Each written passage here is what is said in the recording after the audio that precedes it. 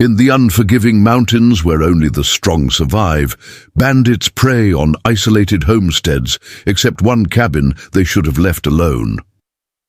When the notorious Carson Gang targets Sarah Blackwood's remote homestead, they mock her only companion, Shadow, her coal-black mountain hound with an uncanny gift, trained to track men through raging blizzards where no outlaw can hide. Now Sarah must decide, surrender to grief or unleash the storm hunter they unwisely provoked.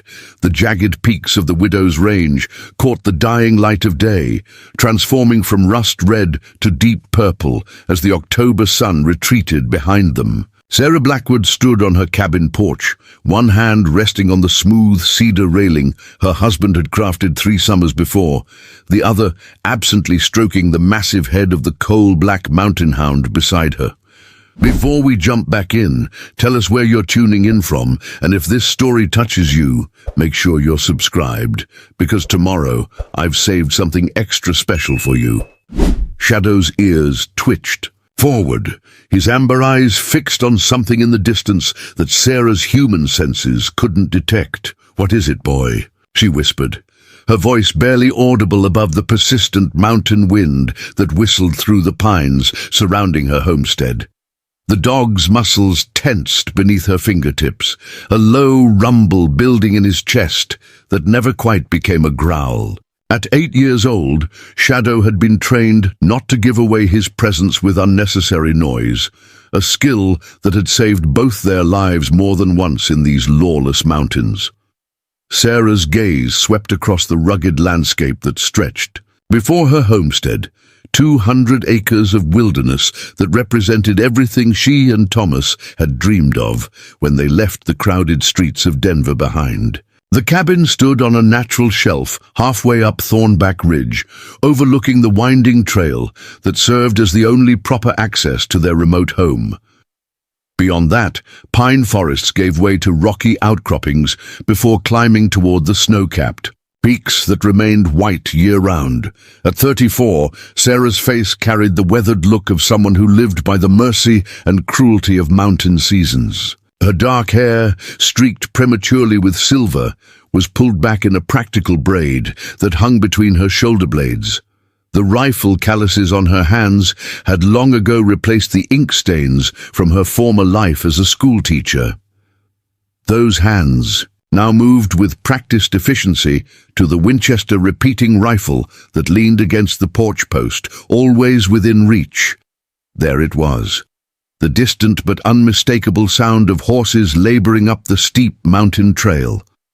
The sound that had alerted Shadow minutes before it reached Sarah's ears. "Let's get inside," she murmured to the dog, who immediately fell into step behind her as she retreated through the cabin door, closing and securing it with the heavy oak bar Thomas had insisted on installing.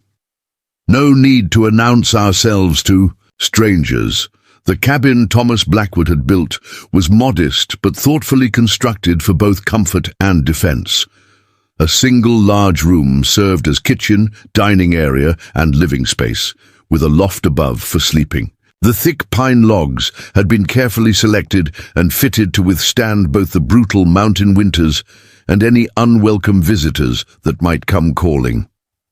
Inside, Sarah moved with the quiet efficiency of someone who had learned to live alone, but hadn't always been so. Though she had occupied the cabin by herself for nearly 2 years since Thomas's death, small reminders of their shared life remained.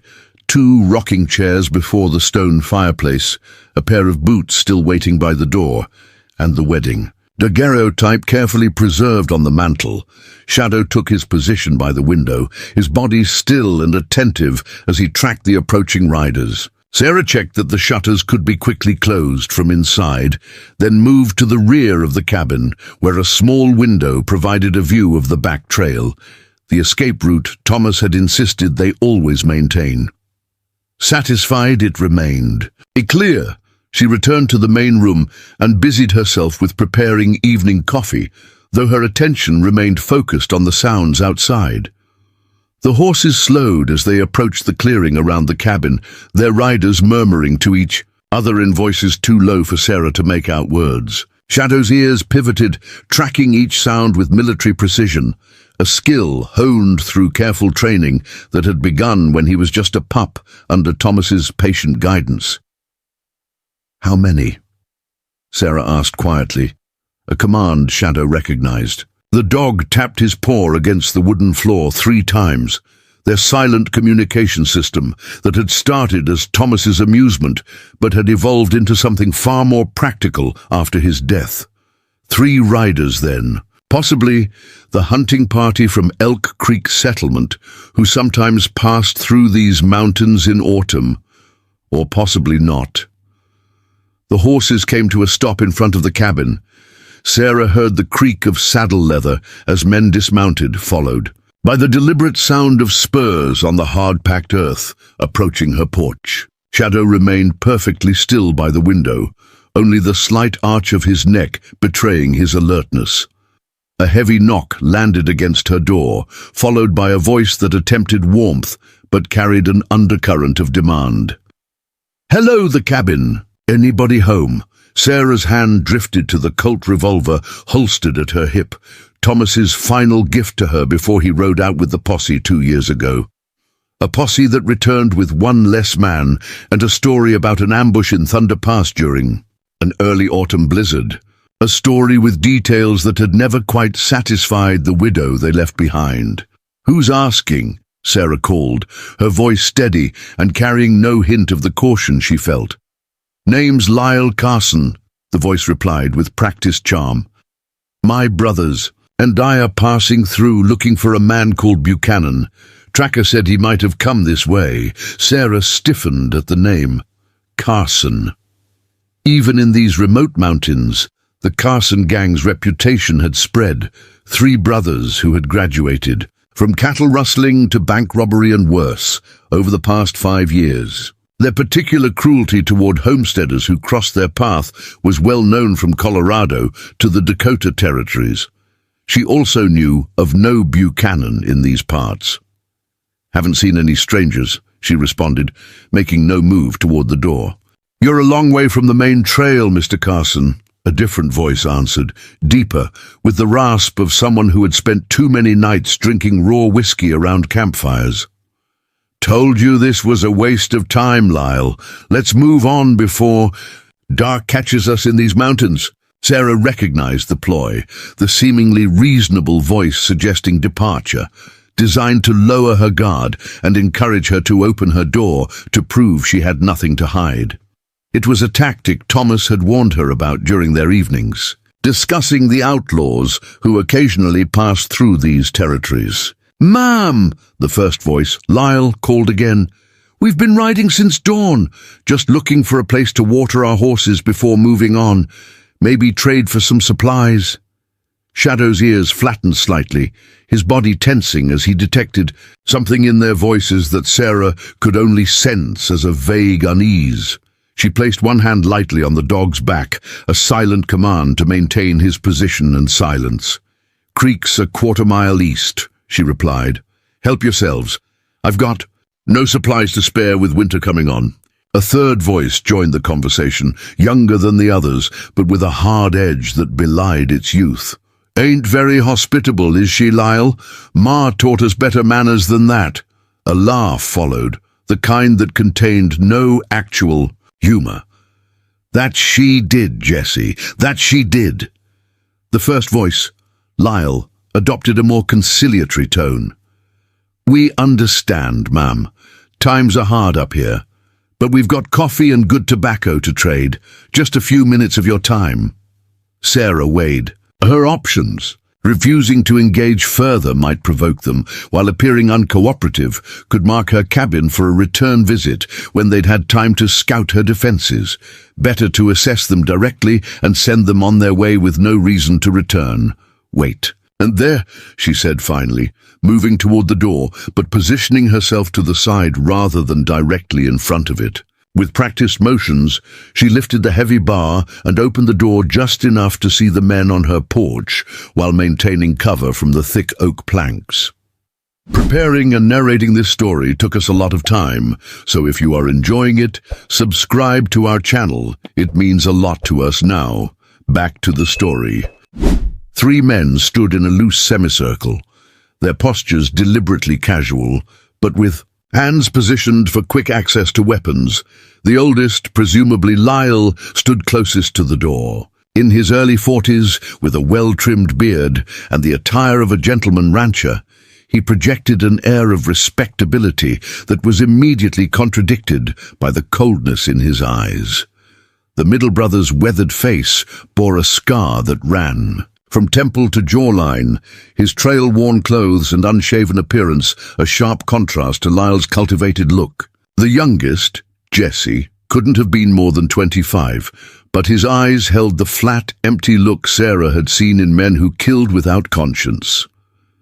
Ms. Lyle let the question hang. Mrs. Blackwood, Sarah replied, offering no first name or other details. Mrs. Blackwood, Lyle repeated with a slight nod that might have been mistaken for respect in different company. Traveling through these mountains can be treacherous. We'd be grateful for any assistance you might provide. Sarah held her position. In the partially opened doorway, as I said, creeks nearby for your horses. I can't help with supplies. The middle brother, the one with the scar, shifted his weight slightly, his gaze moving past Sarah to survey what was visible of the cabin interior. You alone up here, ma'am? These mountains ain't safe for a woman without protection. Before Sarah could answer, Shadow rose silently from his position by the window and moved to stand beside her, his massive form now visible to the men through the partially opened door. The dog made no sound, but his presence alone altered the dynamic on the porch. At nearly 30 inches at the shoulder and well over 100 pounds of muscle, the mountain hound cut an imposing figure. Lyle's eyebrows rose slightly. That's quite a dog you've got there, Mrs. Blackwood. He doesn't like strangers, Sarah replied simply, resting one hand on Shadow's head in a gesture that appeared casual but conveyed a specific command. Remain vigilant, but take no action without further instruction. Jesse, the youngest brother, gave a short laugh. Looks more like a wolf than a dog, probably half wild like everything else in these godforsaken mountains. He's exactly what I need him to be, Sarah said, her tone neutral but carrying a subtle warning. The scarred brother's hand drifted toward his holster in what might have appeared to be a casual movement, but Shadow's response was immediate. A low, rumbling growl that seemed to come from somewhere deep in the earth rather than the animal's chest. Wade, Lyle cautioned his brother sharply. Let's not agitate the lady's pet. Wade's hand stilled, but his eyes narrowed as he studied. The dog with new interest. Trained him yourself, did you? Or was that your husband's doing?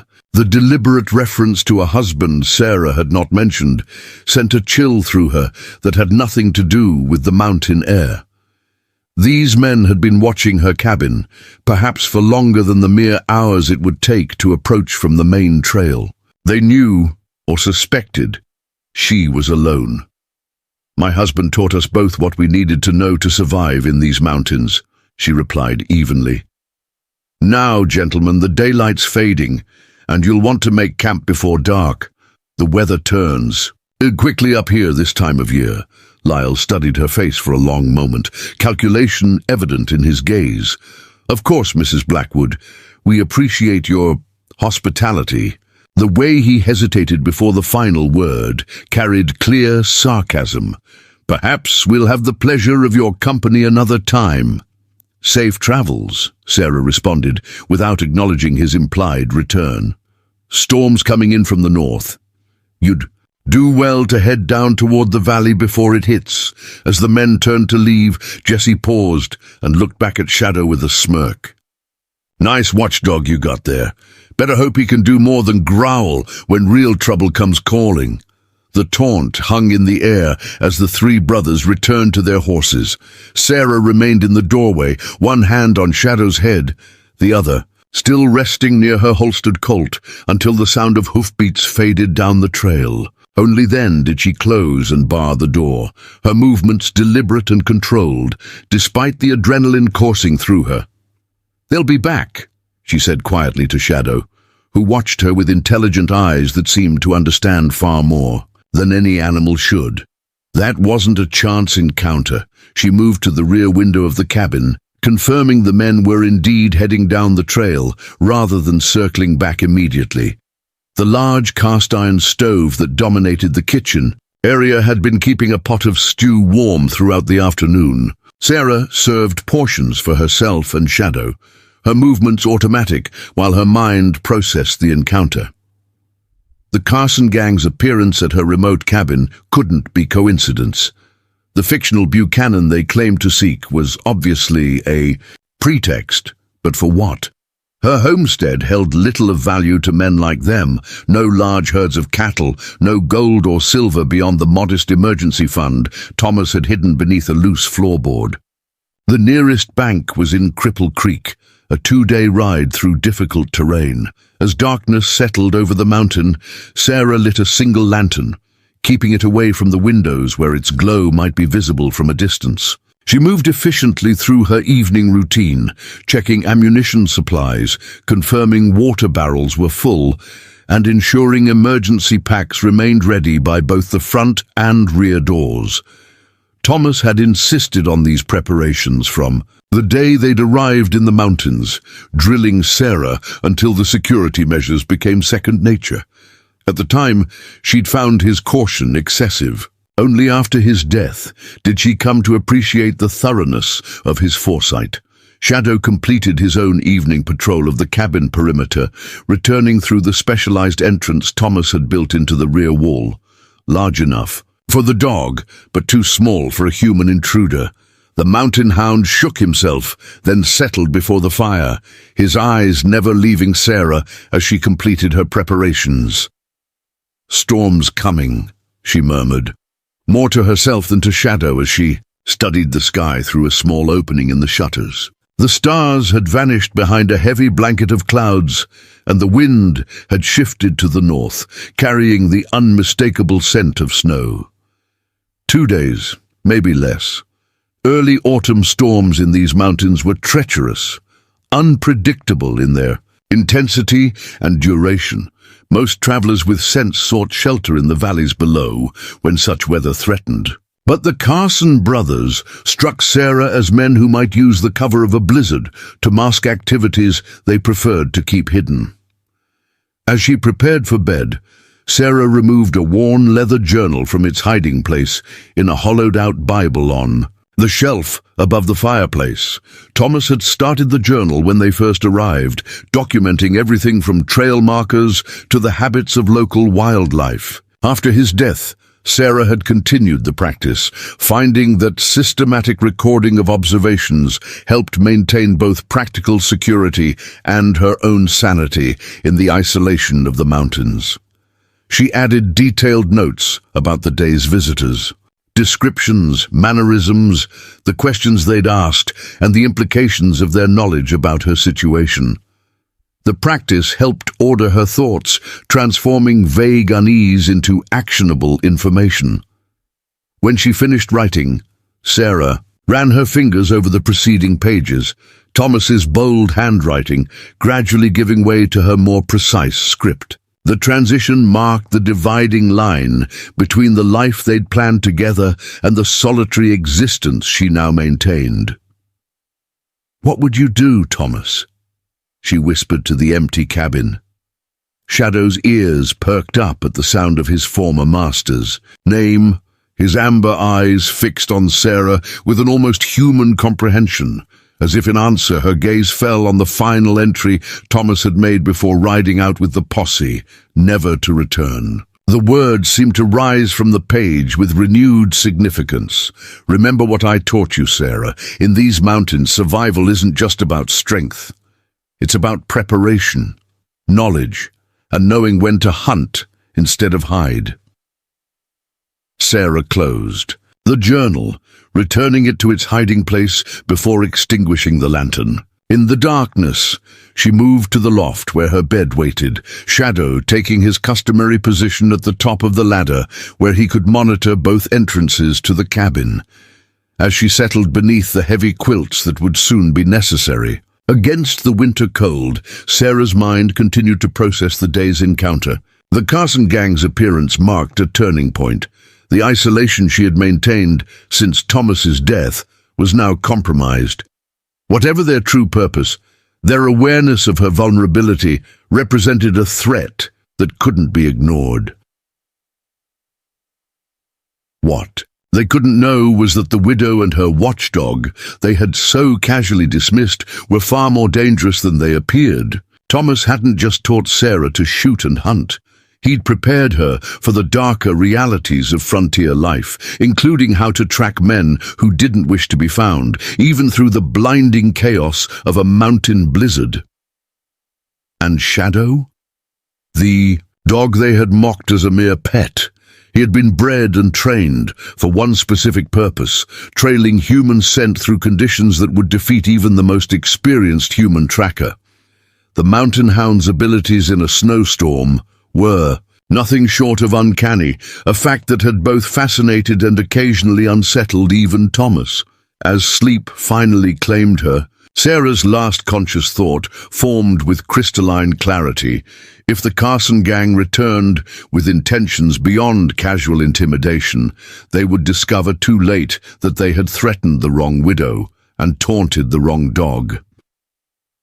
The storm arrived sooner than Sarah had anticipated. By dawn, the first heavy snowflakes were already swirling past her frost-rimmed windows, carried on winds that moaned through the pine forest like lost souls.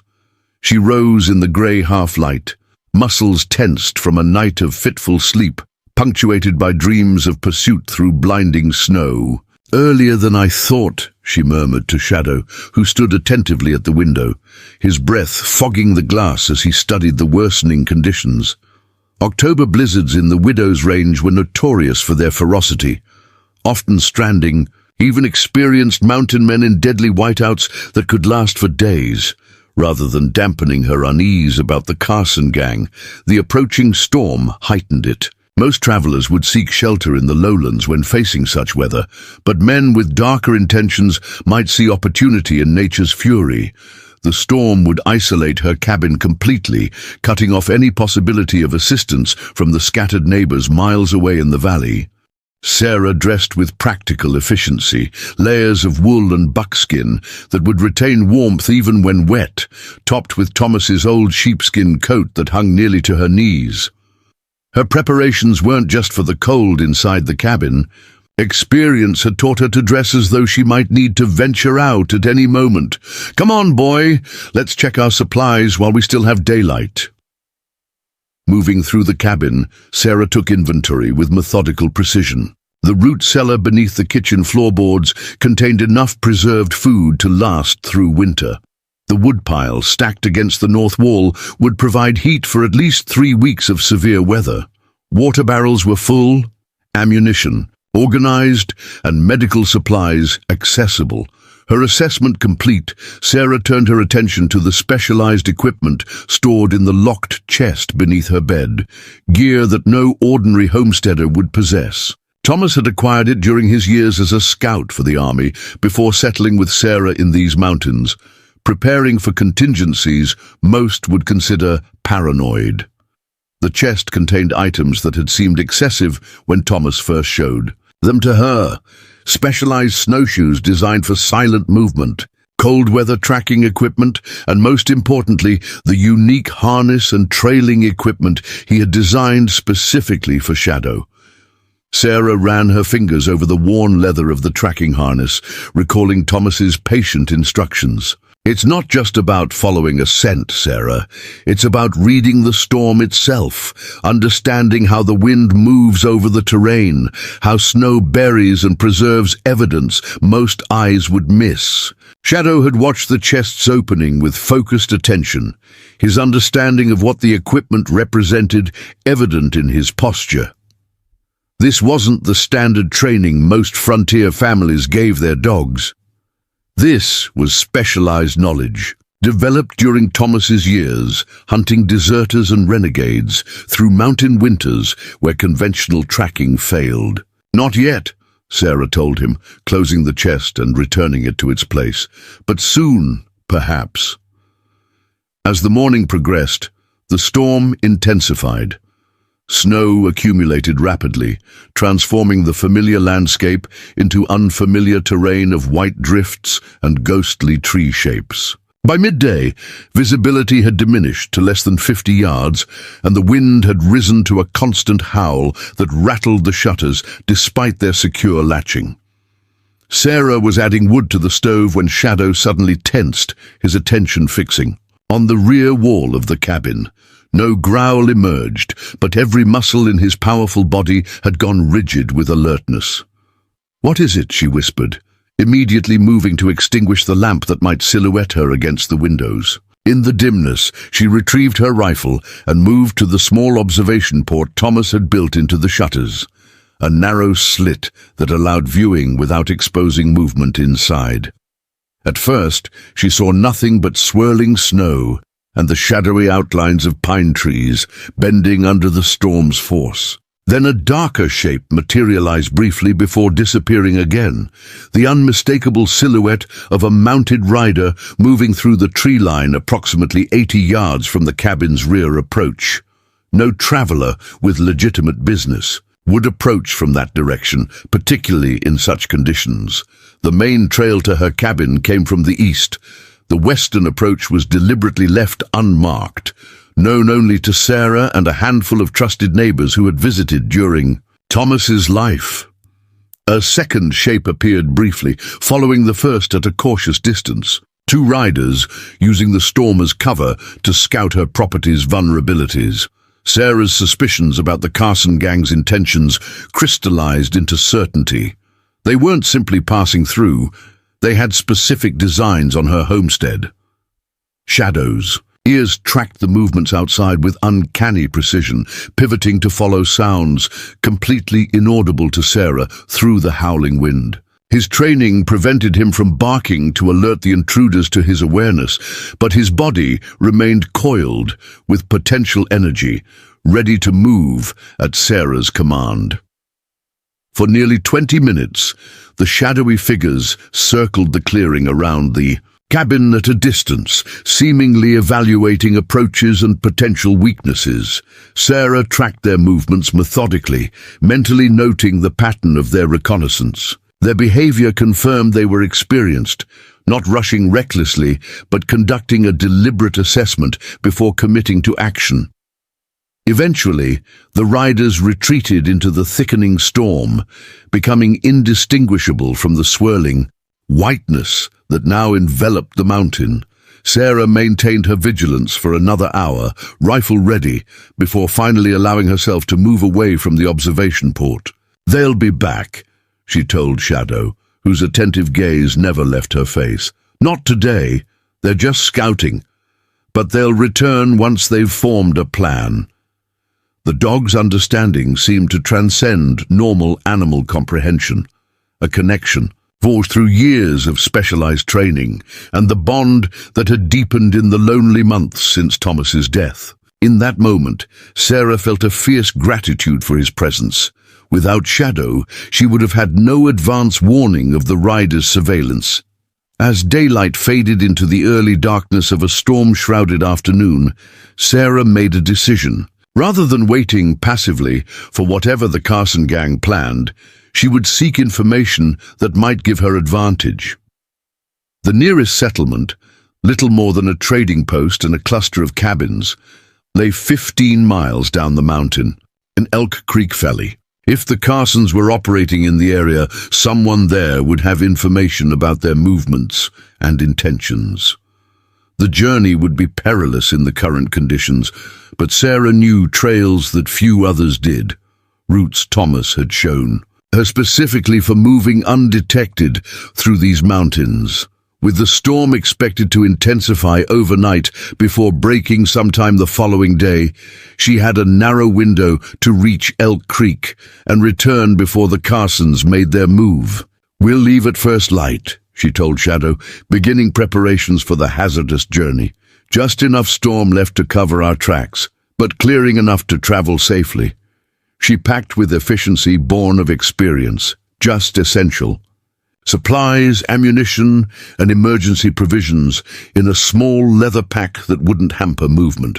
Most importantly, she retrieved Shadow's tracking harness from the chest, checking each strap and fitting for wear that might compromise its function.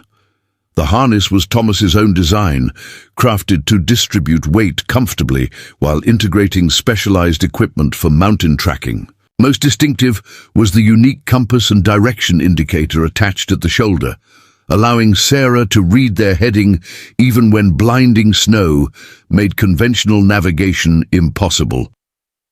As she completed her preparations, Sarah felt a strange calmness replace the tension that had gripped her since the Carson Gang's appearance at her door. This was familiar territory, not the passive waiting of a potential victim, but the methodical planning of someone taking control of threatening circumstances. Thomas had trained her for precisely this situation. Now she would put that training to use. The night passed slowly, with Sarah sleeping in short intervals while Shadow maintained vigilance. The blizzard reached its peak intensity around midnight, wind shrieking against the cabin walls with such force that the entire structure seemed to shudder under its assault. By dawn, however, the storm's fury had begun to diminish. Exactly as Sarah had hoped, she dressed for the journey in layers designed for silent movement through snow, light-colored buckskins that would blend with the winter landscape, wrapped with white muslin coverings that Thomas had used during his scouting days. The outfit wasn't just practical camouflage. It represented Sarah's psychological transition from homesteader to hunter.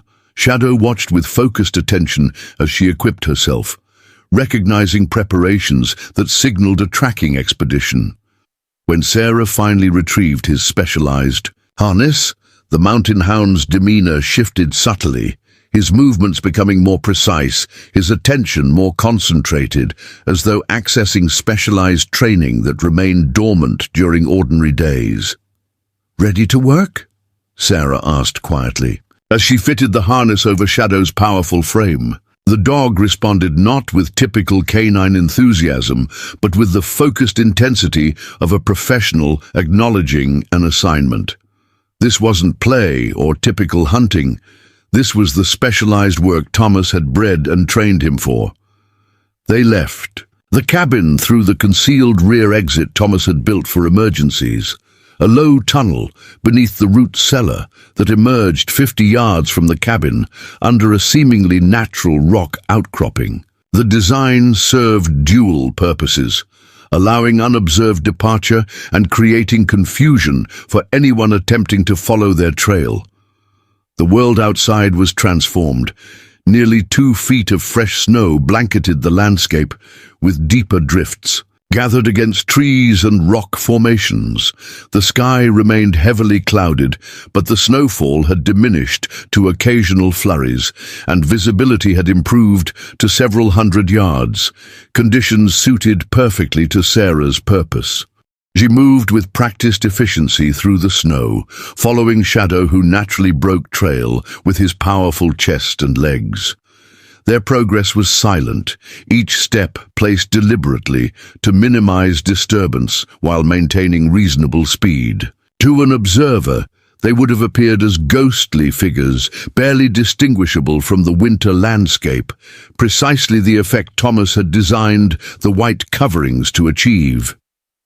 The descent toward Elk Creek followed game trails and natural contours that avoided the main paths where travelers might be encountered. Sarah maintained constant awareness of their surroundings, pausing frequently to listen beyond the soft crunch of snow beneath their feet and the rhythmic breathing of exertion.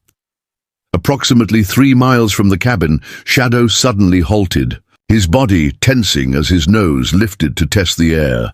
Sarah immediately froze in place, interpreting the dog's signal with the fluency of long partnership. Someone had passed this way recently, within hours, heading upslope toward her cabin. With a series of hand signals that required no verbal commands, Sarah directed Shadow to investigate. The mountain hound moved in expanding circles, nose working just above the snow surface until he located the disguised trail. 3 horses, moving with deliberate care to minimize tracks, but not careful enough to evade Shadow's specialized senses. "Show me," Sarah whispered. Shadow led her to what appeared to be an unremarkable snowdrift against a fallen log. Most eyes would have seen nothing unusual, but Sarah had been trained to recognize the subtle irregularities that betrayed human passage. The slightly different crystalline structure where snow had been disturbed, then recovered by fresh fall. The almost imperceptible compression pattern distinct from natural accumulation. With practiced movements, she brushed away the surface layer to reveal the partially filled hoofprints beneath. 3 horses moving upslope through the night. As the storm began to wane, the Carsons had returned to her mountain, timing their approach to the storm's natural cycle with the expertise of men accustomed to using weather as tactical advantage. The discovery altered Sarah's calculations. Rather than continuing toward Hell Creek, she now needed to understand where these men had established their base of operations. The prints were fresh enough that Shadow could track them to their source, likely a sheltered camp within striking distance of her cabin. "Find their camp," she commanded softly, an instruction Shadow recognized from their training exercises. The mountain hound immediately oriented himself to follow the trail backward, nose working methodically, just above the snow surface, where human scent remained trapped despite the fresh snowfall. They moved with increased caution now, Sarah frequently scanning the white landscape for sentries or scouts the Carsons might have posted. The trail led them along a winding route that utilized natural terrain features for concealment, another indication that these men possessed wilderness skills beyond common bandits. After nearly an hour of careful tracking, Shadow signaled, with a nearly imperceptible change in posture, that they were approaching their quarry. Sarah immediately dropped to a crouch, signaling the dog to hold position while she conducted visual reconnaissance. A narrow draw between 2 rocky ridges opened before them, sheltered from the worst of the storm's fury by the natural windbreak of stone and dense pine. Within this protected pocket, partially concealed by a stand of blue spruce, stood a small camp, 3 horses picketed beneath a crude lean-to constructed of pine boughs, and a small fire burning with minimal smoke beside a canvas tent. Sarah counted 3 figures moving around the camp, the Carson brothers, exactly as she had suspected. Their position was well chosen for a temporary base of operations, close enough to her cabin for easy access, yet naturally defended against approach with limited avenues that would force any visitor to expose themselves before reaching the camp. From her concealed position, Sarah observed their preparations with growing unease. These weren't the actions of men planning simple robbery. Lyle Carson appeared to be reviewing what looked like a hand-drawn map spread on a flat rock beside the fire. The scarred brother, Wade, was methodically checking weapons, including what appeared to be dynamite sticks bundled together. The youngest, Jesse, moved between the horses and the fire, occasionally reporting something to Lyle that caused him to make adjustments to whatever he was planning. Their behavior suggested a calculated operation rather than opportunistic violence. Something beyond the typical pattern of robbery and intimidation the Carson Gang was known for. The presence of explosives particularly troubled Sarah. Such destructive tools had no place in ordinary theft. She watched for nearly 20 minutes, gathering information about their movements and apparent intentions, before deciding she had pressed her luck far enough. Discovery now would eliminate any advantage her knowledge might provide. With silent signals, she directed Shadow to retreat, backing carefully away until they were safely beyond visual or auditory detection. Only then did she permit herself a full breath, processing what she had witnessed. "This isn't just about robbery," she murmured to Shadow as they made their way toward a vantage point that would allow her to survey the terrain between the Carson camp and her cabin. They're planning something specific. The mountain hound maintained vigilant attention to their surroundings as Sarah considered the implications. The Carsons' reputation for violence was well established throughout the territory, but their targets typically consisted of banks, stagecoaches, and occasionally wealthy ranches, places with obvious valuable assets worth the risk of confrontation. Her modest cabin held little that would attract such deliberate attention from established outlaws, unless they knew something she didn't. The thought stopped Sarah mid-stride. What could her remote homestead possibly contain that would warrant such elaborate preparations? The only item of significant value was Thomas's gold pocket watch, a family heirloom she kept in the hidden compartment beneath the floorboards. Hardly worth the effort the Carsons were expending, unless their target wasn't something in her cabin, but the location itself. Thomas had chosen their homestead site carefully, citing the defensible position and reliable water source. But he had also mentioned another advantage, one Sarah had nearly forgotten until this moment. Their cabin stood at the junction of 3 major game trails that connected different parts of the widow's range.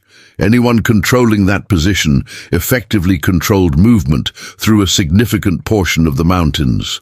A hideout, she whispered, the realization crystallizing.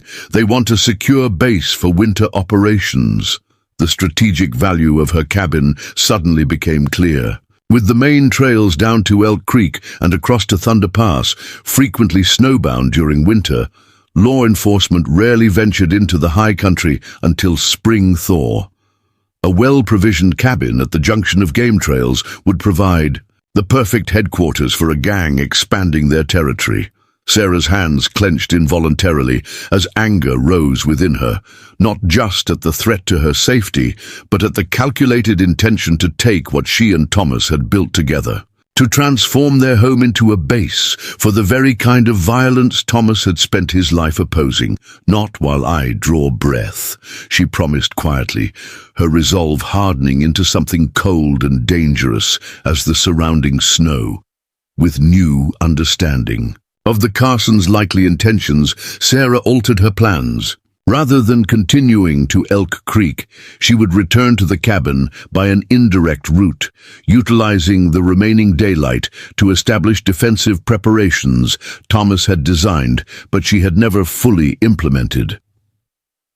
Shadow sensed the change in her demeanor, his own posture shifting to match her focused determination. The bond between them transcended ordinary human-animal relationships. In moments like this, they functioned as a single tactical unit with complementary capabilities. As they began the careful journey back toward the cabin, Sarah's mind worked methodically through what she had learned and what she must now do. The Carson Gang had made a fundamental miscalculation.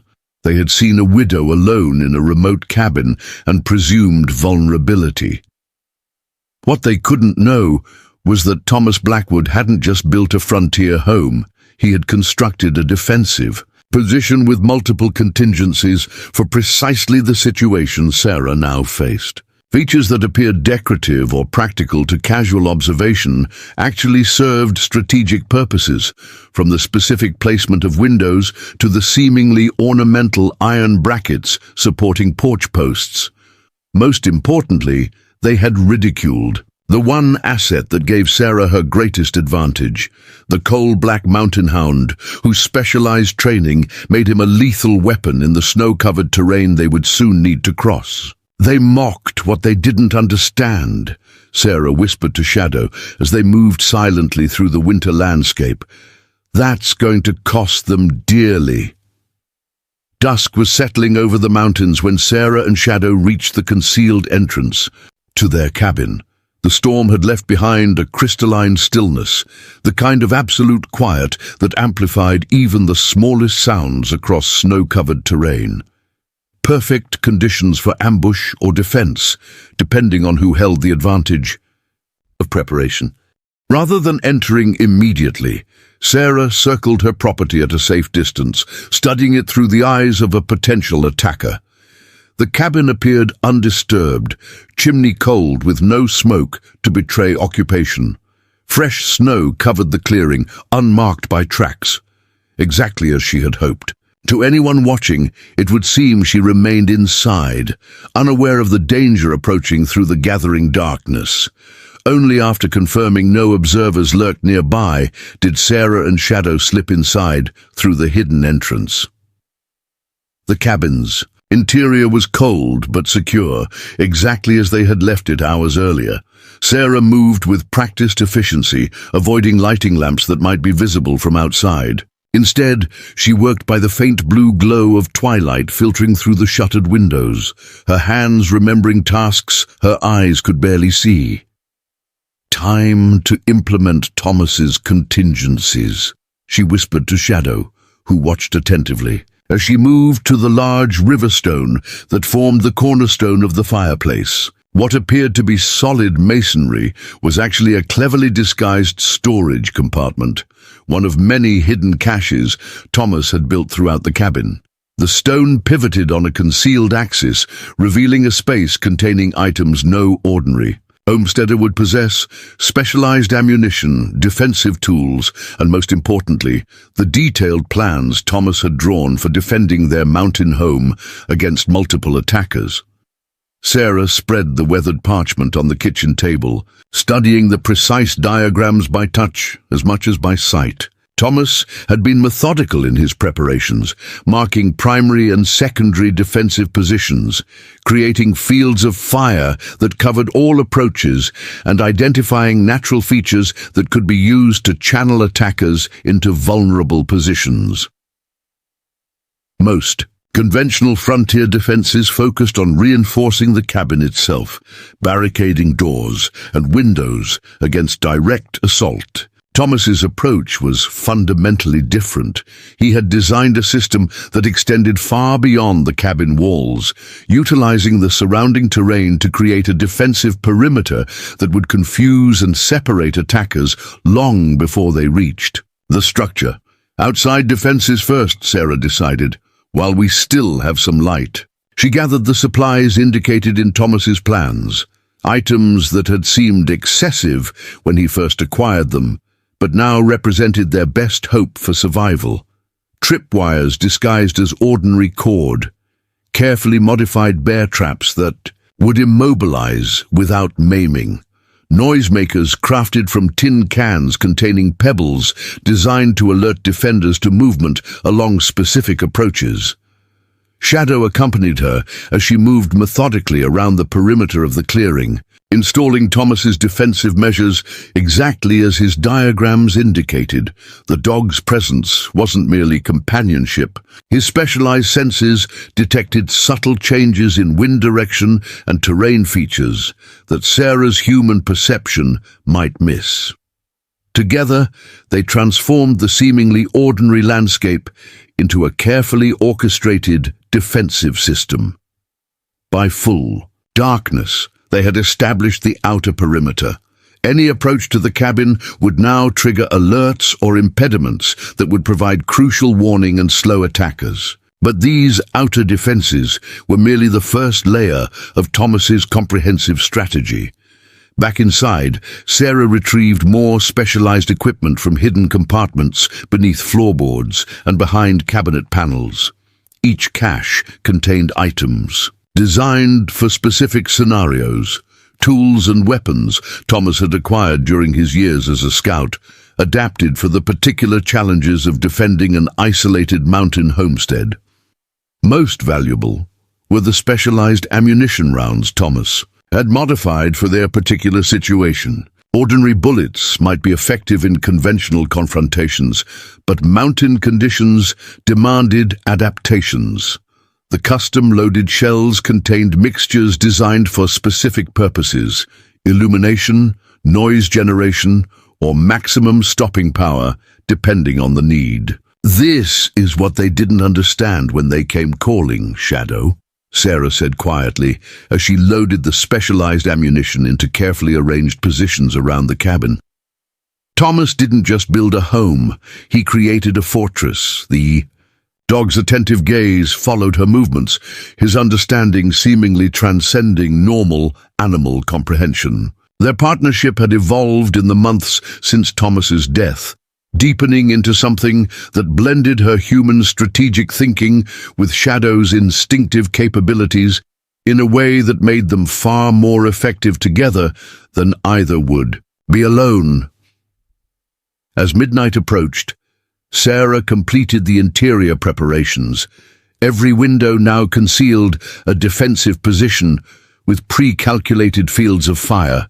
The apparently decorative beams supporting the ceiling contained hidden mechanisms that could be triggered to create barriers or reveal concealed shooting ports. Even the furniture had been arranged to provide cover while maintaining clear lanes of movement throughout the cabin. Only after all defensive preparations were complete did Sarah permit herself to light the small stove, carefully shielded to prevent any telltale glow from escaping through the shuttered windows. The meager heat was welcome after hours working in the cold, but more important was the opportunity to prepare herself physically for what lay ahead. She ate sparingly. Dried meat and hardtack supplemented with snow-melted water. Shadow received a carefully measured portion of his own provisions, calibrated to provide maximum energy without inducing the lethargy that might follow a larger meal. Every decision now was tactical, focused on maintaining optimal readiness for the confrontation that would inevitably come with dawn. While the small fire burned down to embers, Sarah retrieved her journal from its hiding place and made what might be her final entry. The Carson Gang has chosen my home as their target, likely for use as a winter headquarters due to its strategic location. Their reconnaissance suggests attack at dawn, approaching from the western ridge where they believe themselves unobserved. They have explosives and significant firepower, with a clear willingness to use lethal force. I have implemented Thomas's defensive preparations as designed. Shadow is equipped and ready for winter tracking operations if necessary. If I do not survive the coming confrontation, this record should establish that my actions were taken in lawful defense of life and property against men whose violent intentions were well established throughout the territory. Thomas, if somehow you can see this from wherever you've gone, know that I'm using everything you taught me.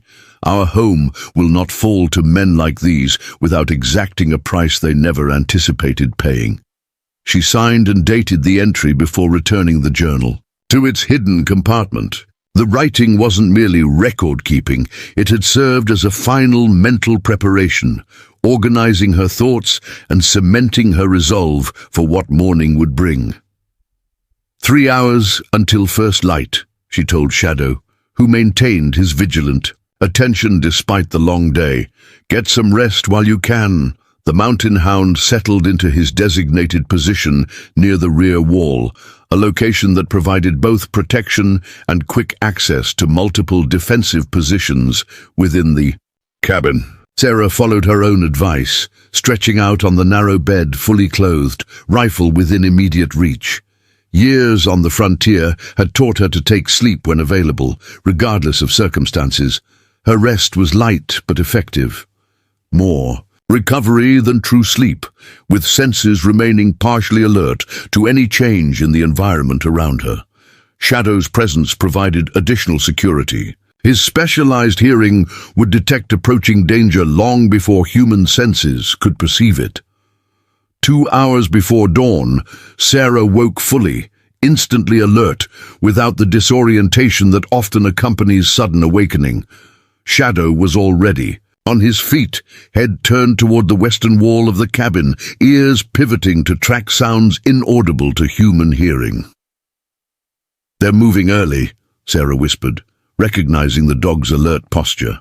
Smart tactic, approaching in the darkest hours before dawn when visibility was at its worst, and defenders potentially at their lowest ebb of alertness and energy. She moved silently to her primary observation position, a narrow gap in the shutters that provided visual coverage of the western approach without exposing her presence. The pre-dawn darkness revealed nothing to her human vision, but Shadow's continued attention confirmed movement beyond the clearing. Sarah activated the first element of Thomas's defensive system, a specialized listening device he had adapted from equipment used during his scouting days. The curved metal cone, positioned against a small port in the western wall, captured and amplified distant sounds that would otherwise remain inaudible. Through this device, she detected what Shadow had already sensed, the soft crunch of snow beneath cautious footsteps, still distant but steadily approaching. The pattern suggested multiple individuals moving with deliberate stealth, spreading out to approach the cabin from different angles simultaneously. "Coordinated approach," Sarah murmured. "Not their first ambush." She positioned herself at the primary defensive station, rifle ready but not yet deployed. Thomas's strategy emphasized observation and information gathering before commitment to specific action. Understanding the attacker's pattern of approach would determine which defensive measures to trigger and when. Shadow moved to his assigned position near the concealed rear exit, ready to deploy outside if Sarah's commands required it. His specialized training included autonomous operation around the cabin perimeter, a capability that would allow Sarah to maintain interior defense while the dog monitored external movements. Through the listening device, Sarah tracked the approaching footsteps. 3 distinct patterns. The Carson brothers spreading out to surround the cabin. Their movement suggested professional experience, maintaining consistent spacing while adapting to terrain features. These were not impulsive bandits, but methodical operators executing a planned assault. The footsteps paused approximately 100 yards from the cabin perimeter, precisely where Thomas had anticipated attackers would establish their final coordination position. The natural depression there provided cover while offering clear sightlines to the cabin, making it the logical choice for last-minute planning before assault. Sarah permitted herself a grim smile. Thomas's understanding of tactical approaches had proven accurate once again. The Carsons had selected exactly the position he had predicted and prepared for. She reached beneath the windowsill to the small lever concealed there, one of many defensive triggers positioned throughout the cabin. This particular mechanism controlled what Thomas had called the early warning system, a network of tripwires and noisemakers positioned specifically to disrupt coordinated attacks during their final approach. Sarah held her position, waiting for the optimal moment. Triggering the system too early would alert the Carsons to her awareness and preparedness. Too late, and they might reach their assault positions before the defensive measures activated. The footsteps resumed, now moving with increased purpose toward the cabin. Their pattern indicated final approach, the moment before attackers would typically rush the structure from multiple directions simultaneously. Sarah pulled the lever. The reaction was immediate and precisely as Thomas had designed. A series of mechanical triggers activated throughout the surrounding terrain, releasing tensions on carefully positioned wires and setting in motion a cascade of effects that shattered the pre-dawn silence. Tin cans containing pebbles clattered from tree branches. Tripwires released small counterweights that crashed through underbrush. Most significantly, the specialized noisemakers Thomas had positioned at strategic points activated simultaneously, creating a cacophony that echoed across the snow-covered. Clearing from multiple directions, the approaching footsteps halted in confusion, their coordinated pattern disrupted by the sudden chaos. Through the listening device, Sarah heard urgent whispers as the Carson brothers attempted to re-establish communication. "What the hell was that?" The youngest brother's voice, pitched higher with surprise. "She knows we're here." The deeper rasp of the scarred middle brother spread wider, "Move faster." Lyle Carson's authoritative command, attempting to salvage their approach. The disruption had achieved precisely what Thomas intended, forcing attackers to abandon careful coordination in favor of reactive movement. Instead of a synchronized assault from 3 directions, the Carsons were now moving independently, each responding to the unexpected resistance according to individual instinct rather than collective strategy.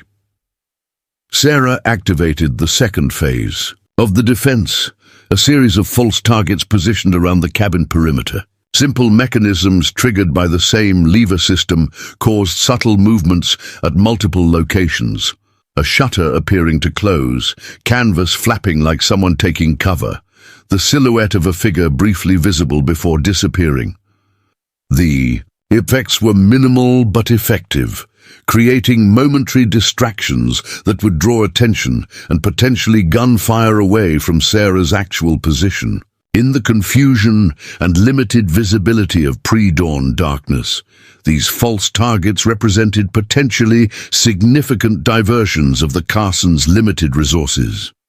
"Shadow, perimeter sweep," Sarah whispered, giving the dog the command that released him to his specialized role in their defensive strategy. The mountain hound moved silently through the concealed rear exit, disappearing into the darkness to execute his training.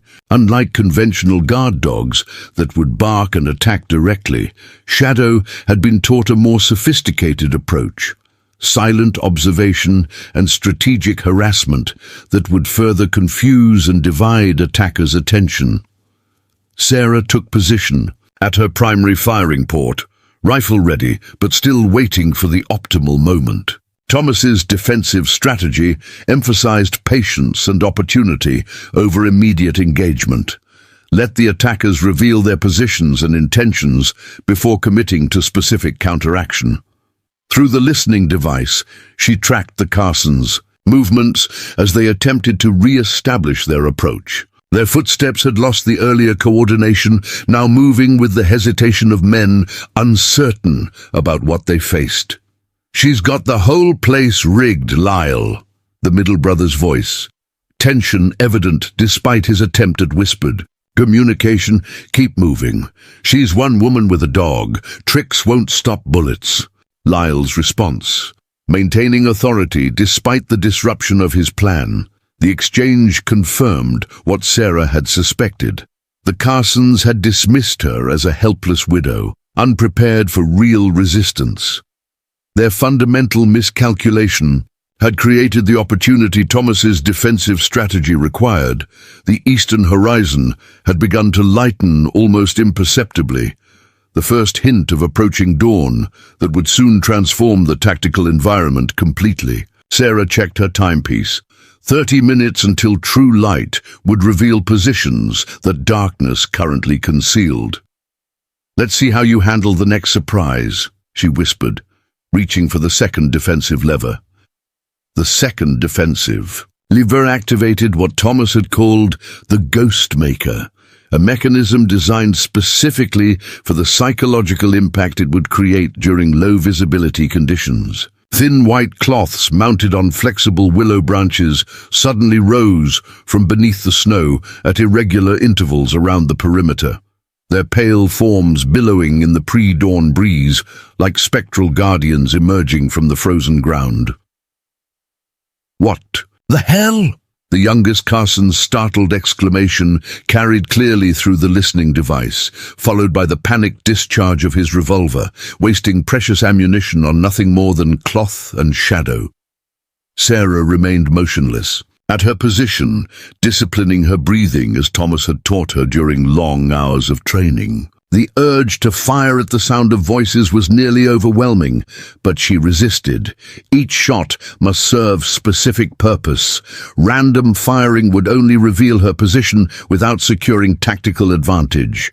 Outside, Shadow executed his specialized role with lethal efficiency. Moving silently through snow that would have betrayed human footsteps, the mountain hound circled behind the Carson brothers' scattered positions. His training for winter operations made him virtually invisible, a shadow moving among shadows, leaving no trace of his passage except the gradually tightening circle of his surveillance. The scarred middle brother, Wade, had advanced furthest, toward the cabin, using a fallen pine as cover approximately 60 yards from the eastern corner. His position gave him clear fields of fire toward what appeared to be the cabin's most vulnerable approach. But this apparent advantage was an illusion Thomas had deliberately created in his defensive design. Sarah watched through her specialized port as Wade shifted position, attempting to gain better visibility as the first hints of dawn gradually illuminated the landscape. His movement activated the pressure plate Thomas had positioned beneath that exact location. Not a lethal trap, but a cleverly disguised trigger that released the next phase of the cabin's defensive system. A sudden hissing erupted from the snow around Wade's position as the small compressed air canisters Thomas had buried there released their pressure simultaneously. The sound mimicked the warning of a dozen rattlesnakes, triggering instinctive human fear response even in the cold, where no rational person would expect such creatures. Wade's reaction was immediate and uncontrolled.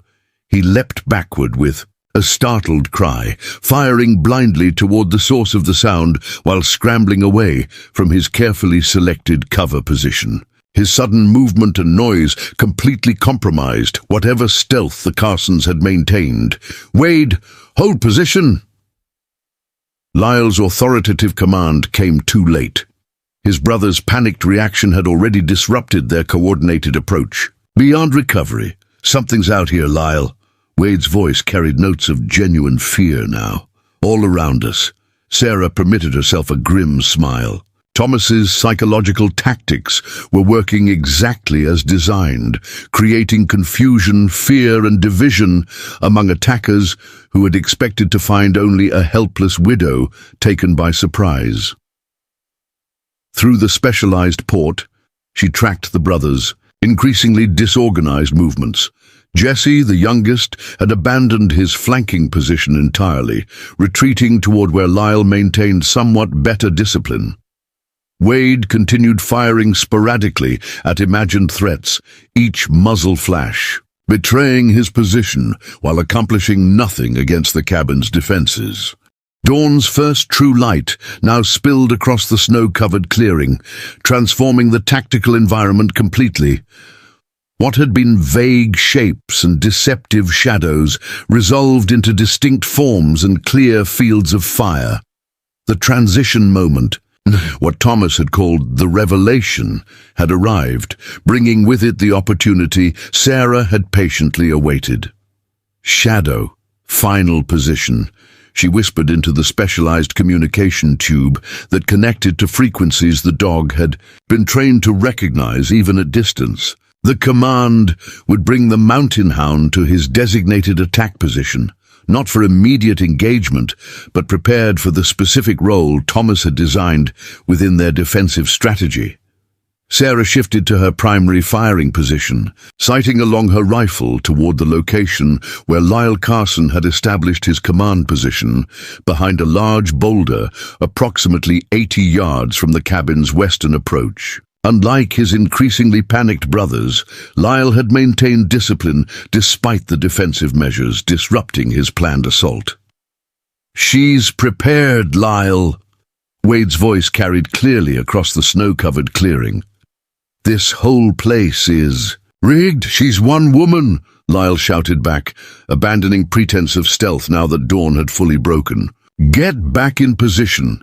We take the cabin now or not at all." His command carried the authority of someone accustomed to control, but Sarah detected the undertone of frustrated realization, the recognition that his carefully planned operation had encountered resistance far beyond anything anticipated. The psychological advantage had shifted, creating the opening Thomas's strategy required. Sarah squeezed the trigger. Her first shot was not aimed at any of the Carson brothers, but at the specialized target Thomas had positioned on the large pine overhanging their most likely command position. The bullet struck with precision, severing the concealed cord that had held a counterweight in place since its installation months earlier. The effect was instantaneous, 50 pounds of stone dropped directly into the snow 5 feet from Lyle's position, with a heavy thud that sent powder exploding upward in a blinding cloud.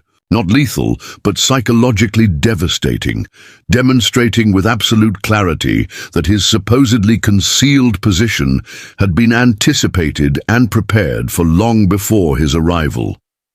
"She's got us zeroed, Lyle," Jesse's panicked voice confirmed. The psychological impact of the demonstration. "This ain't no ordinary widow." Sarah's second shot struck the ground 3 feet to the left of Wade's position, deliberately missing the man himself, while demonstrating her ability to target his location with precision. The message was clear. If she could place bullets that accurately, their continued survival represented choice rather than inability. For several seconds, absolute stillness fell across the clearing as the realization penetrated. They were not dealing with a helpless victim, but with someone who had anticipated their attack and prepared methodically to counter it. The silence broke when Lyle Carson's voice rang out, not with another command to his brothers, but addressed directly to the cabin. "Mrs. Blackwood, this doesn't need to end badly for anyone." His tone attempted reasonable negotiation, though his position remained defensive. "We just want to talk terms for the property." Sarah remained silent, moving to a different firing port to maintain position. Uncertainty. Thomas's tactical philosophy emphasized information asymmetry. Let attackers reveal their intentions and positions while providing minimal confirmation of your own. "We're willing to pay fair value," Lyle continued, when no response came from the cabin. "Cash money. You can winter comfortably in town instead of fighting the mountains alone." The offer confirmed Sarah's assessment of their intentions. The Carsons wanted her property intact, not destroyed. The realization provided additional tactical advantage. Attackers who needed to preserve their target operated under constraints that defenders could exploit.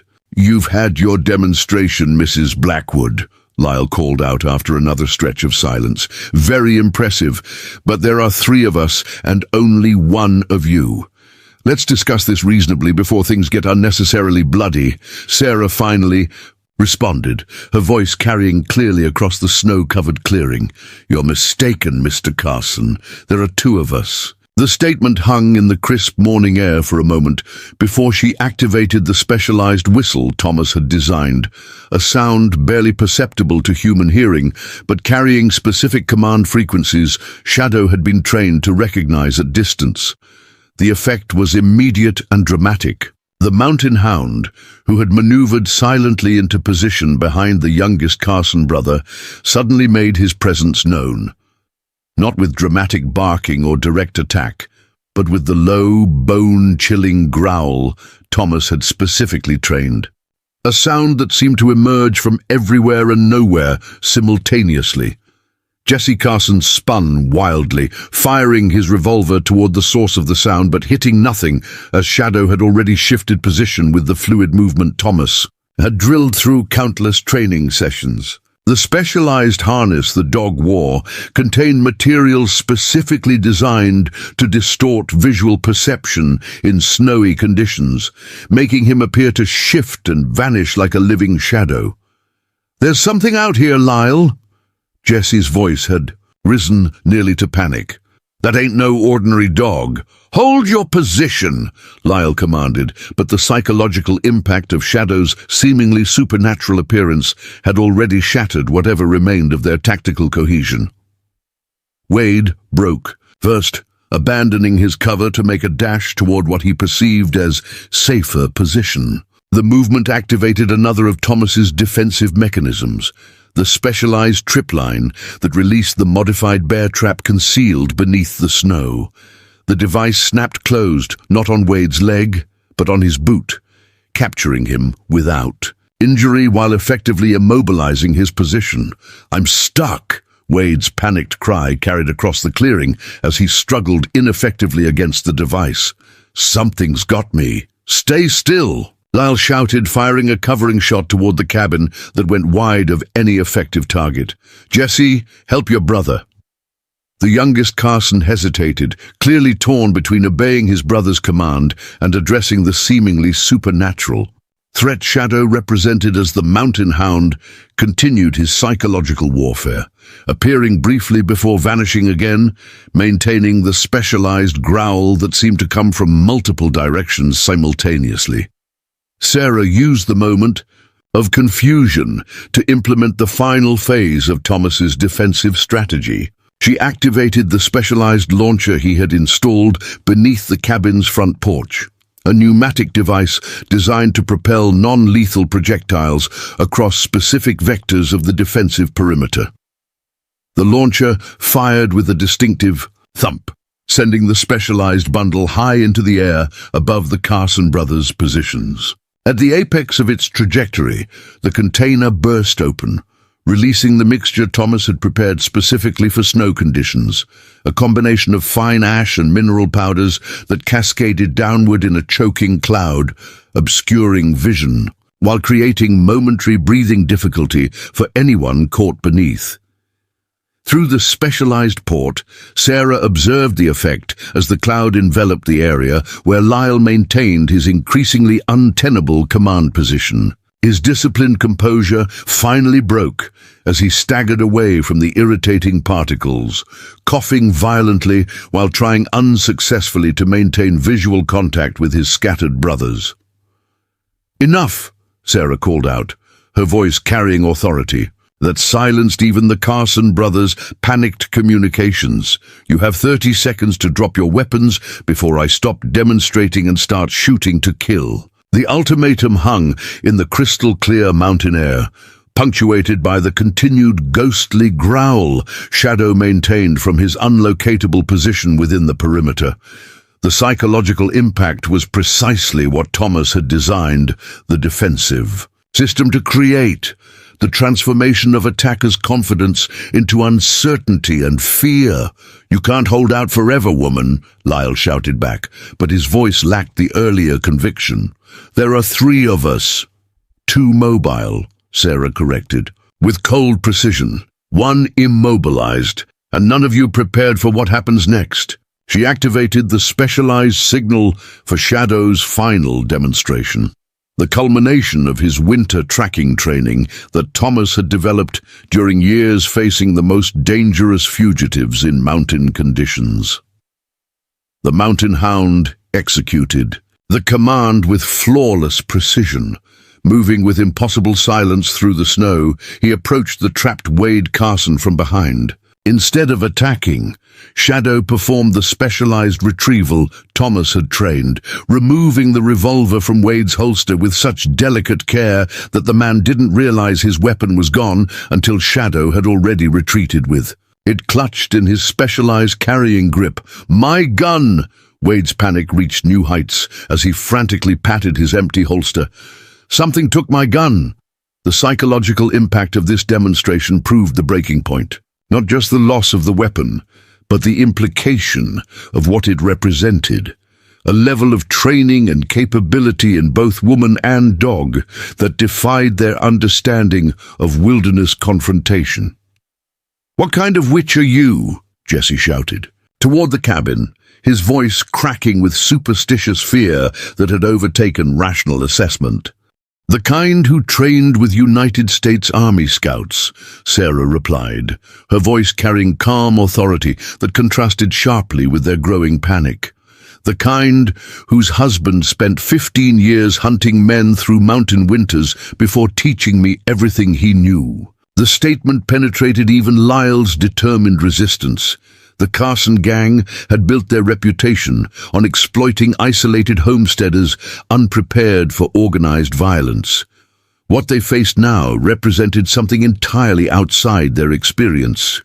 Not just defensive preparations, but specialized training designed specifically for the environment they had chosen to attack within. "Final warning," Sarah called out, cycling her rifle with a distinctive sound that carried clearly across the snow-covered clearing. "Weapons down now, or I start shooting, and unlike you, I don't miss."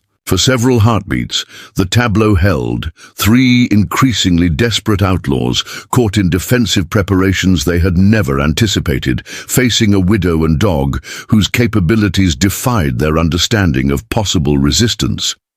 Lyle broke. First, his tactical assessment finally overcoming pride and greed. "Hold position!" he shouted to Jesse. "Drop your weapon!" But Lyle, Jesse started to protest. "Do it!"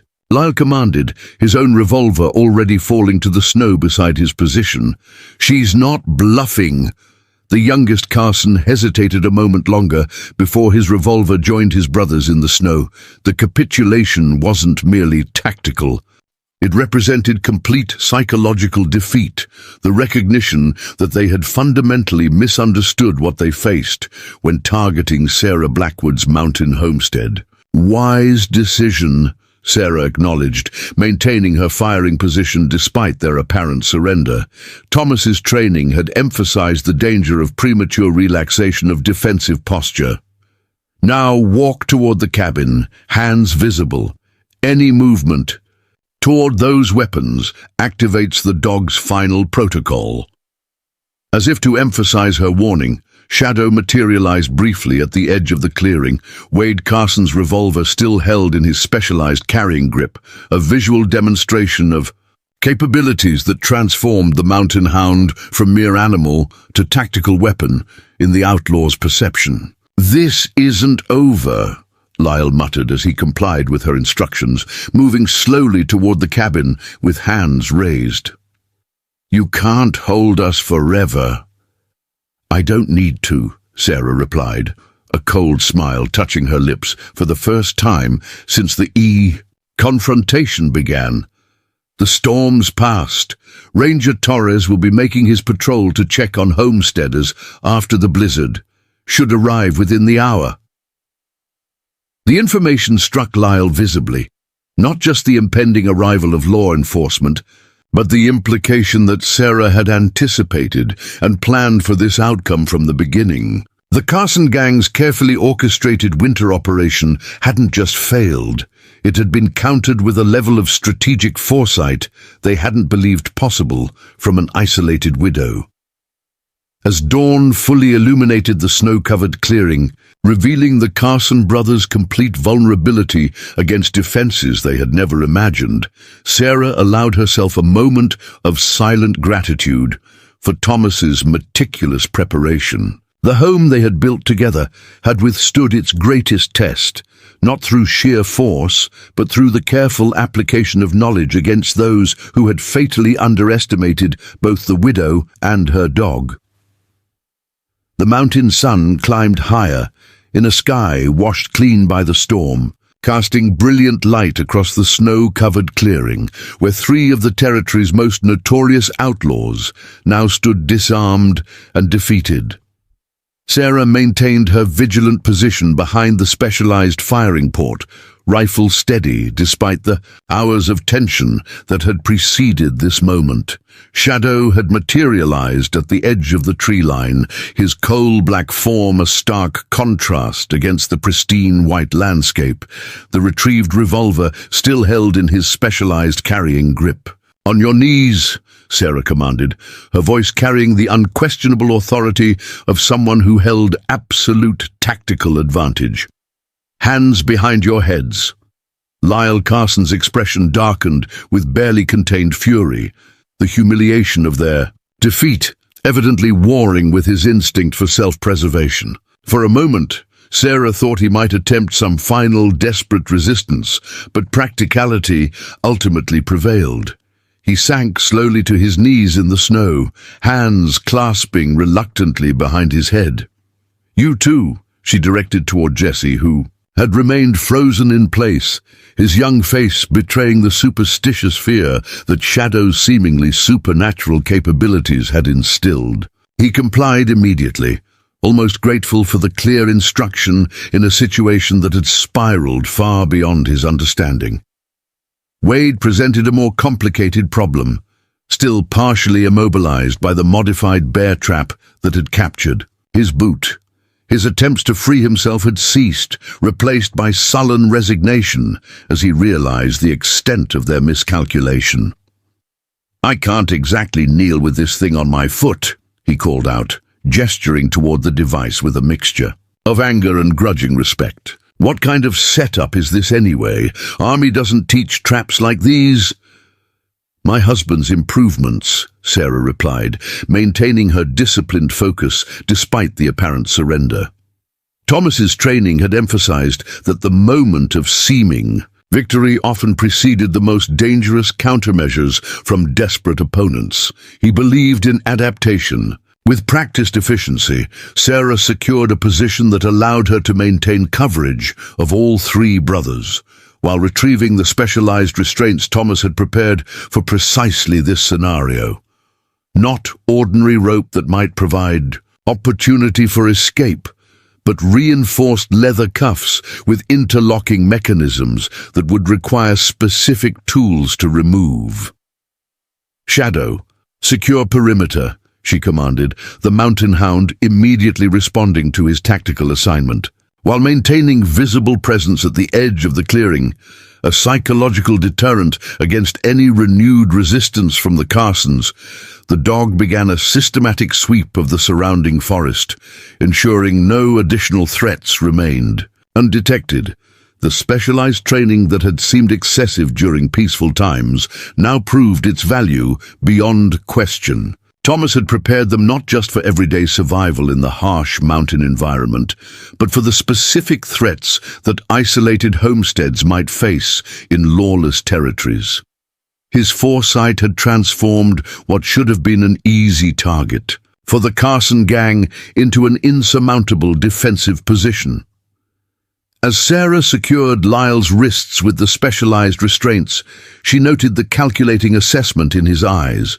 Not just anger at defeat, but analytical recognition of capabilities he had failed to anticipate.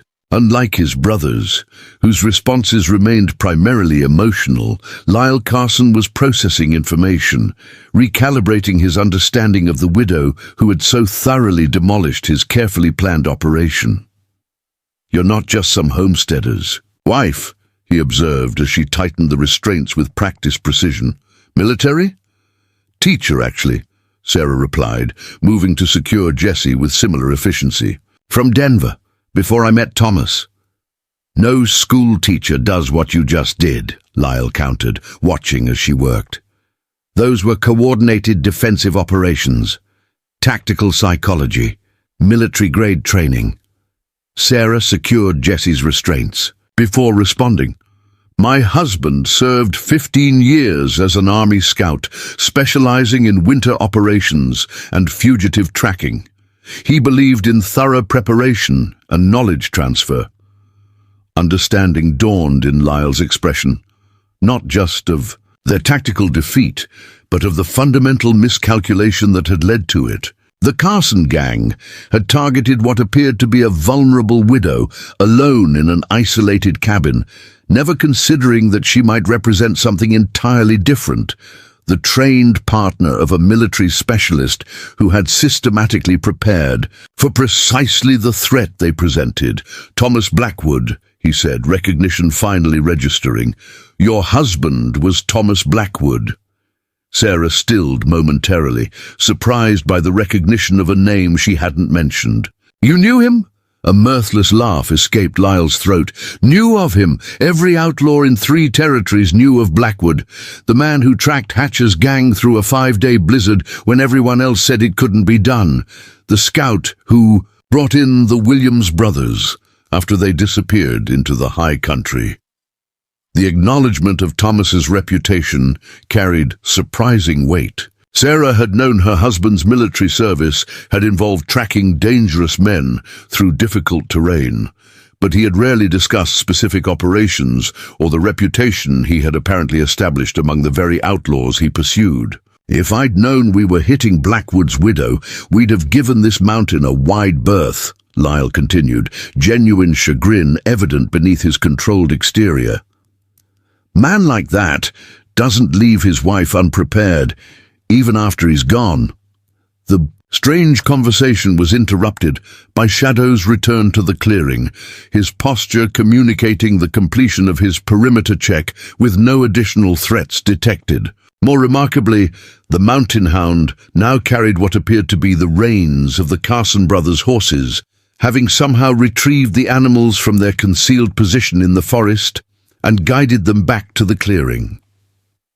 Jesse's eyes widened with renewed superstitious fear. "That ain't natural," he whispered. "No dog does that." "Shadow isn't just any dog," Sarah replied, allowing herself a moment of pride in their partnership.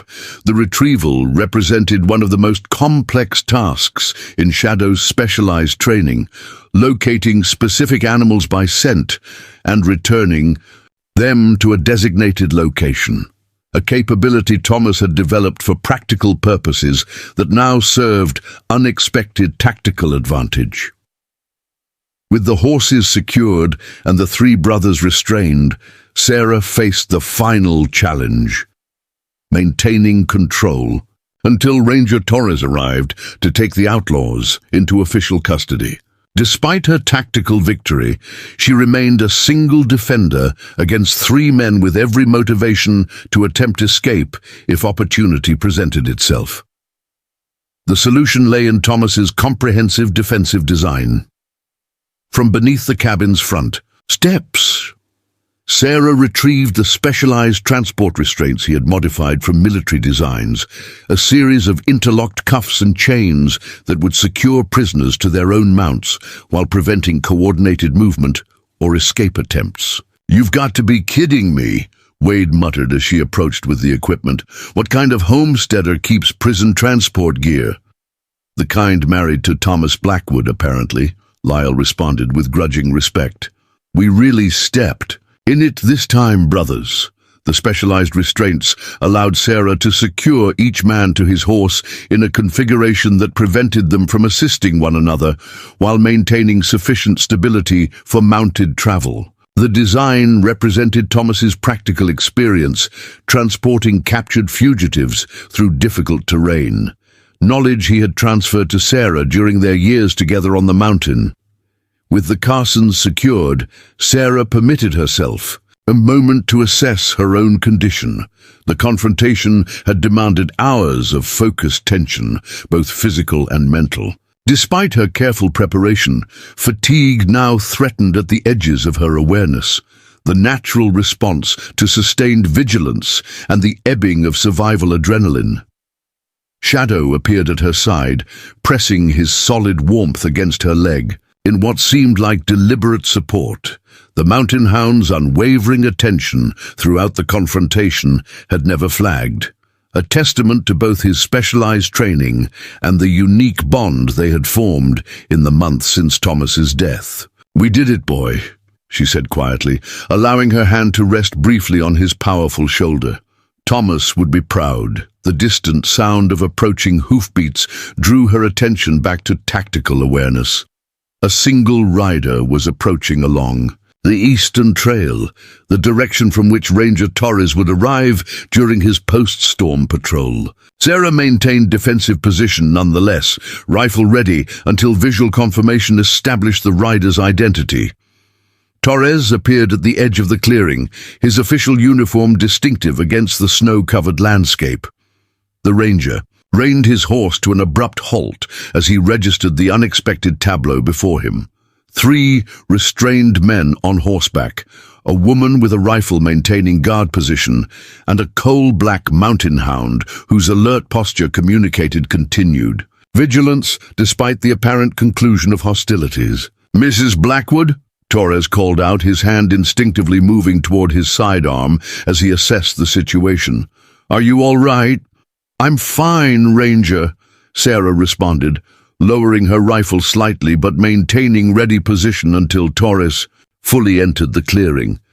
"Just entertaining some unexpected visitors who had designs on my property." Torres urged his mount forward, eyes widening as he recognized the restrained men. "The Carson Gang," he breathed, disbelief evident in his expression. "You captured the Carson Gang? Alone?" Not alone, Sarah corrected, glancing toward Shadow, who maintained his vigilant position beside her. We worked as a team.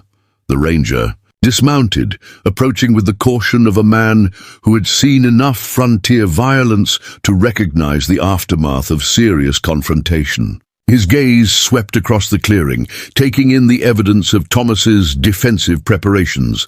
The triggered mechanisms, the specialized equipment, the systematic approach that had transformed a simple homestead into an impenetrable fortress. I've been chasing these men for months, Torres said, studying the restrained outlaws with professional assessment. Every lawman from here to Cheyenne has been looking for them.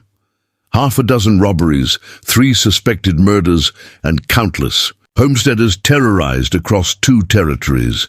They picked the wrong cabin, Sarah replied simply. Torres turned to her with newfound respect in his expression. Mrs. Blackwood, I don't know how you managed this, but what you've accomplished. Here, it's unprecedented. These men have evaded military patrols and professional posses with twice the manpower and resources. I had good training, she acknowledged, and excellent help. Her hand rested briefly on Shadow's head, the mountain hound maintaining his disciplined alertness despite the official presence that might have relaxed a less thoroughly trained animal.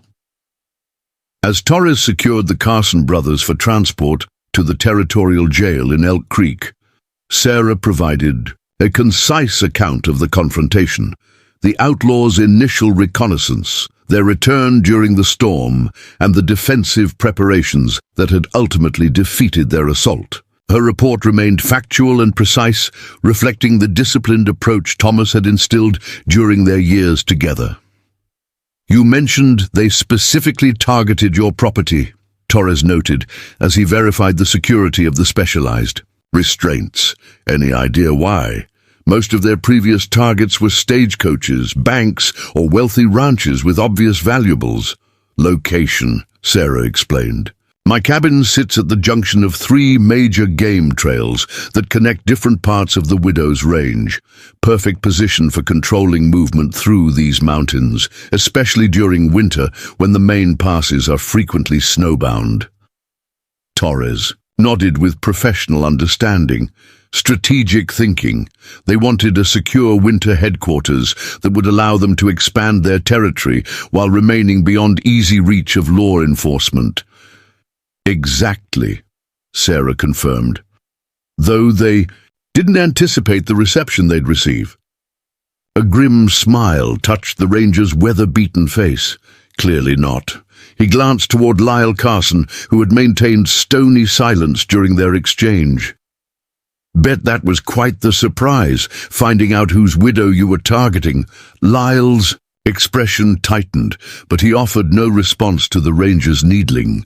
The outlaw leader's calculating gaze remained fixed on Sarah, still assessing the woman who had so thoroughly dismantled his operation and reputation in a single morning's confrontation. I'll need you to come to Elk Creek within the week to provide formal testimony, Torres explained as he prepared to depart with his prisoners. These men have outstanding warrants across multiple territories. Your statement will ensure they face justice for all their crimes, not just today's attempted attack.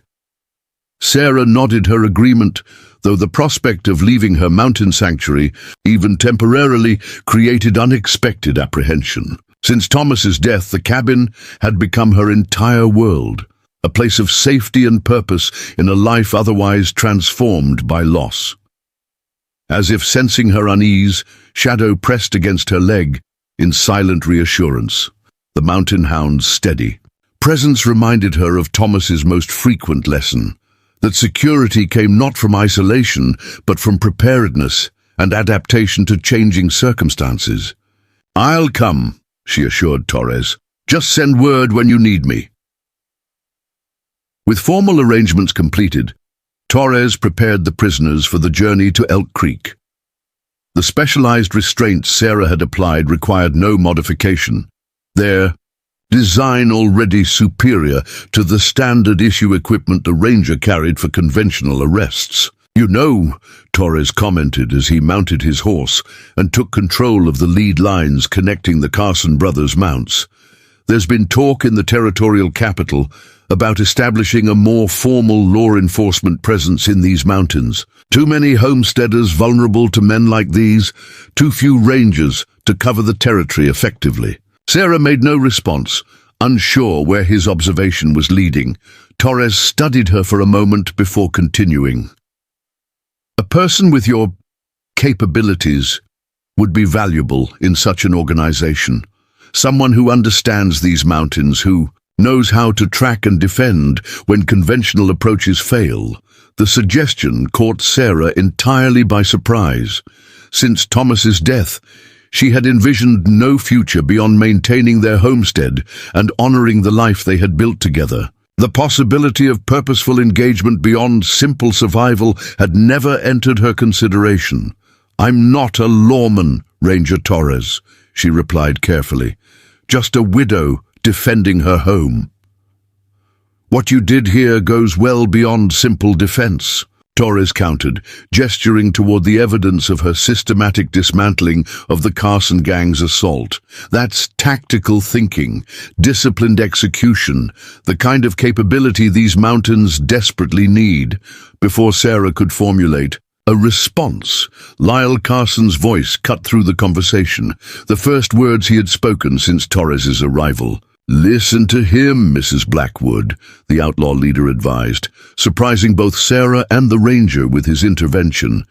"Men like me target these mountains precisely because conventional law enforcement can't function effectively in these conditions.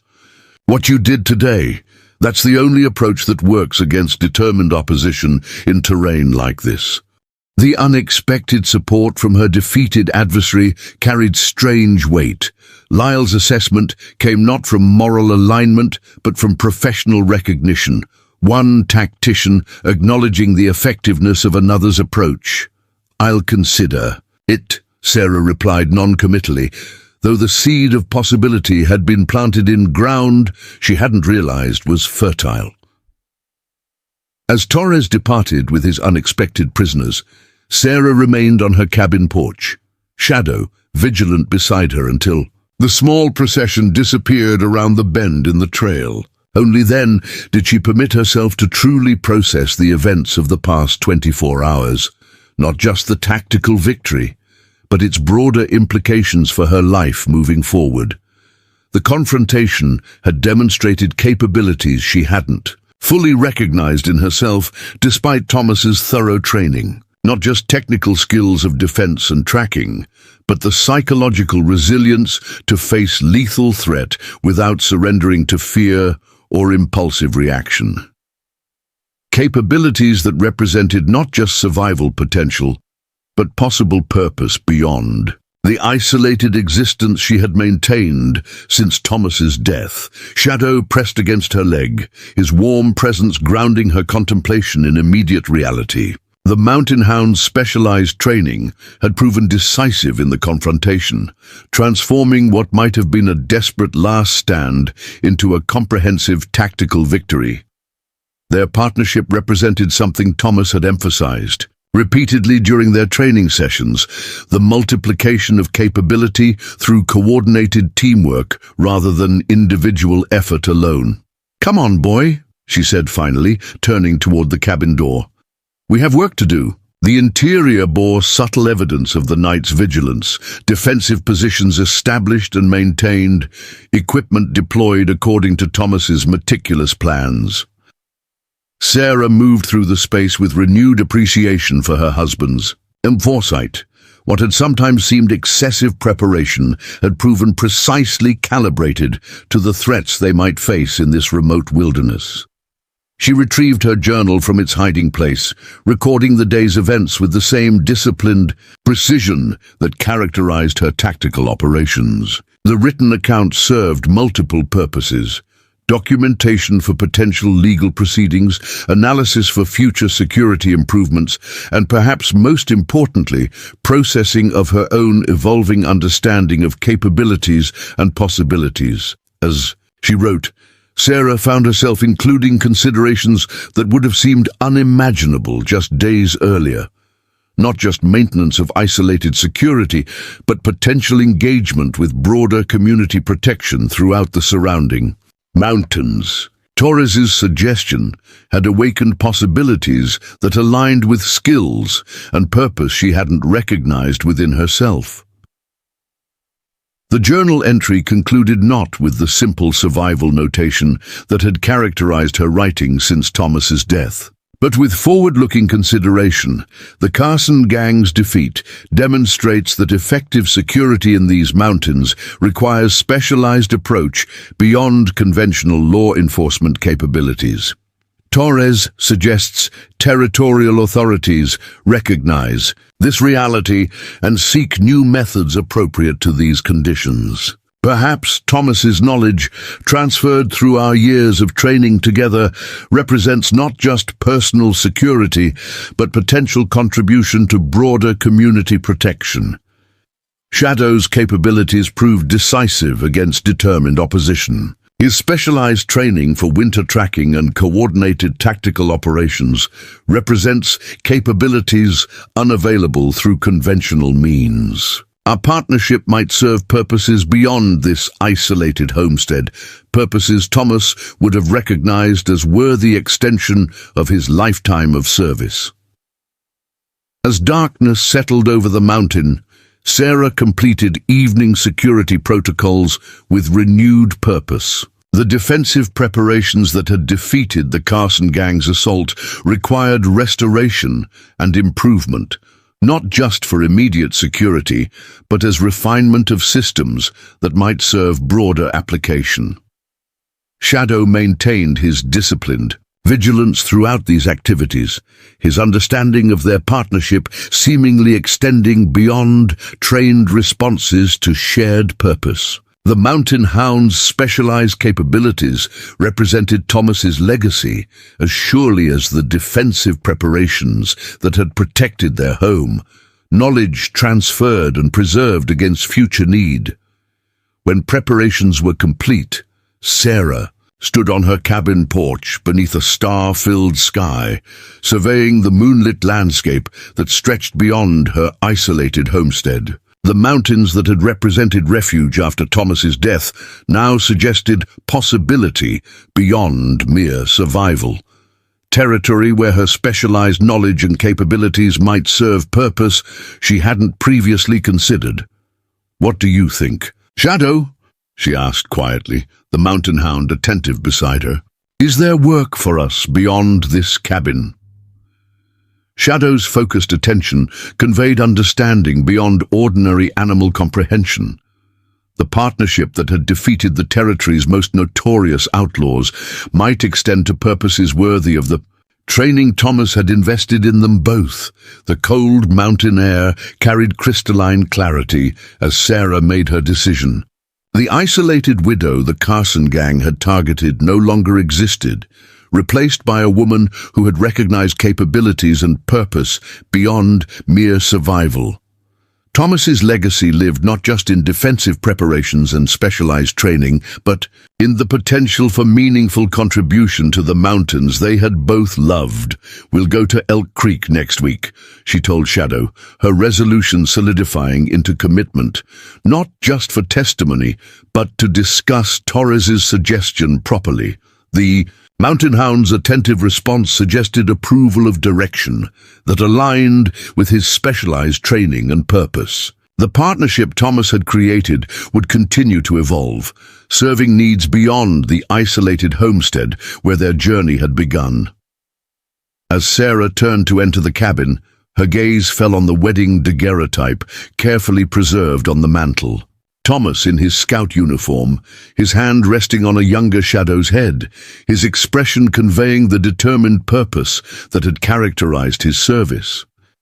The image represented not just memory of what had been, but foundation for what might yet become. "You were right, Thomas," she whispered to the empty cabin that nonetheless felt filled with his enduring presence.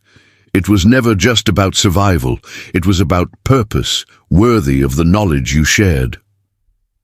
Shadow settled into his vigilant position near the door, maintaining the disciplined awareness that had proven decisive against determined threat. The Mountain Hound's specialized training represented not limitation to a single role, but adaptable capability that might serve broader purpose throughout the territory. As the fire burned low in the stone hearth Thomas had built with his own hands, Sarah Blackwood contemplated the path forward with newfound clarity. The widow and her dog, so easily dismissed by the Carson Gang as vulnerable isolation, would emerge from their mountain sanctuary to extend Thomas's legacy of protection and service throughout the territory's most challenging terrain. The bandits, who had taunted a widow's dog, unaware she had trained it to track men through mountain storms, had unwittingly catalyzed transformation beyond mere survival.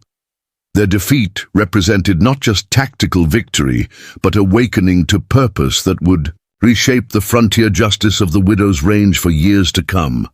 Up next, you've got two more standout stories right on your screen. If this one hit the mark, you won't want to pass these up. Just click and check them out, and don't forget to subscribe and turn on the notification bell so you don't miss any upload from us.